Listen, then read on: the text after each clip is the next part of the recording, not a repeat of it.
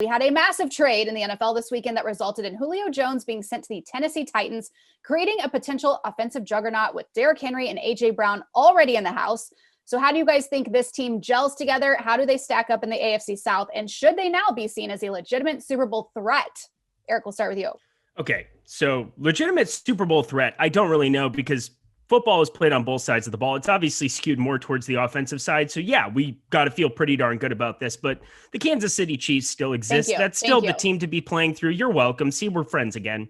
And I just don't see a way that, like right now, the numbers already dropped to a place where I just don't know if we need to necessarily be going that direction. But let me tell you, fantasy wise, football wise, everything else, like obviously this team, it just looks ridiculous. It makes me, of all things, want to bet Ryan Tannehill at plus 3,000 for MVP. And let me just give you the case. He has two wide receivers now, A.J. Brown and him. Corey Davis ain't no slouch either. That guy can play some football. I believe he's back, correct? Am I not? Corey Davis is on the Jets now.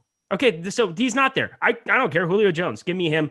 Most receptions per yards run per route last year. A.J. Brown was third, 2.76. Julio Jones, 6th, 2.70. The only guys who were even like remotely close to that as a tandem are Justin Jefferson and Adam Thielen, and it's not remotely close. So if you put those two together on a football team, and you're just telling me, along with Derrick Henry, the best running game that you have in the entire NFL, now combining with probably a top five passing game. They were already throwing the ball all around the lot at certain points last year. They basically scheme to whoever their opponents are. Like they just do a really good job of being able to capitalize on that. But a run first team that then has A.J. Brown, who is a absolute beast, and Julio Jones, like who's going to ever want to be tackling this football team? Like not me. I don't want to be out there trying to tackle those three. That's going to be pain and suffering. Good luck scheming against them. Offensively for fantasy, just a huge stock up. Ryan Tannehill, I'm probably going to start. I was already taking him pretty high in some best ball drafts. That's going to be another avenue that I'm just going to continue to take, just stacking this entire team because offensively, I don't know how you stop them. I just don't. Yeah, I like this team a lot here. I think the Super Bowl odds I'd be willing to take, or they're actually just the odds to make the Super Bowl in terms of AFC winning odds.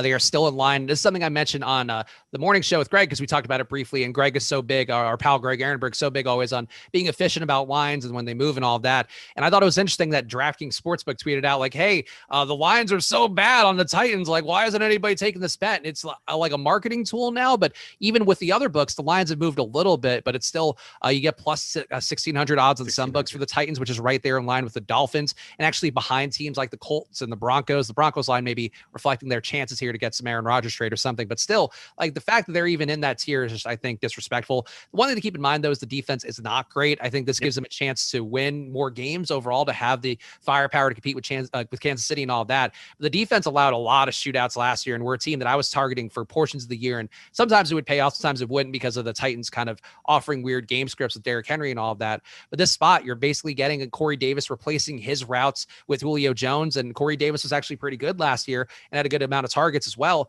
It's a much more proficient team. I think the big losers here are in fantasy, where A.J. Brown, I think, gets a bit less appealing, whereas if he would have been just a sole number one with only Josh Reynolds there behind him, that would have been massive for him. Same thing for Anthony Firkser at tight end, a guy who is basically going to be the only tight end. Now he's a tournament option every week, but I think this is a very clean stack for fantasy. I think for the betting odds too, if you have a book that isn't reflecting it, I just wouldn't mind taking that bet and hoping that they run hot to begin the year and maybe you can get a cash out. Like I think that's something else that can be useful for everybody out there, but it's clearly a much better team. It was clearly an undervalued move, I think. And I think Eric's pick too for Ryan Tannehill as MVP, like that does sound kind of crazy because it's such a loaded team, but Tannehill's been as efficient as everybody in the league on a per pass basis. There's also a new offensive coordinator who was also their former tight ends coach, but I think that's something that could change here, or maybe they air it out slightly more. Maybe they do just get some more check downs to Derrick Henry that pad out Tannehill's stats. There's a lot of ways for Tannehill to have some upside. So fantasy wise, I think the winner is going to be probably Julio in the situation. And certainly the overall winner is going to be Tannehill, just because of the fact that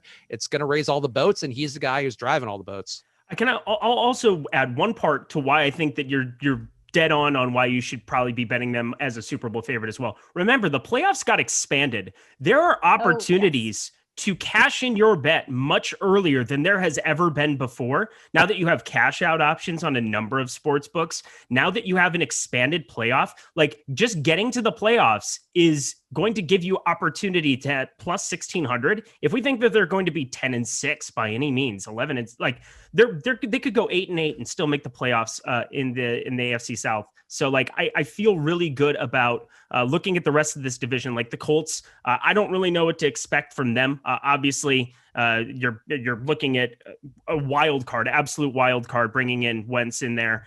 Houston Texans terrible, Jacksonville Jaguars terrible. Like they're going to stomp out the rest of that entire division. And so like if they can get themselves into the one or the 2 seed, I mean, you're looking at them only needing to win 2 games to move on in that spot, and you're going to have opportunities to be hedging out of it at every single spot, because if they get one of those top 2 in their weak division where they're getting 6 kind of cream puff games here, depending on how good the Colts end up being with Wentz, like you're looking at a great hedge out situation. So plus 1,600, I'm right on board with you. I'm just kind of talking through it on air.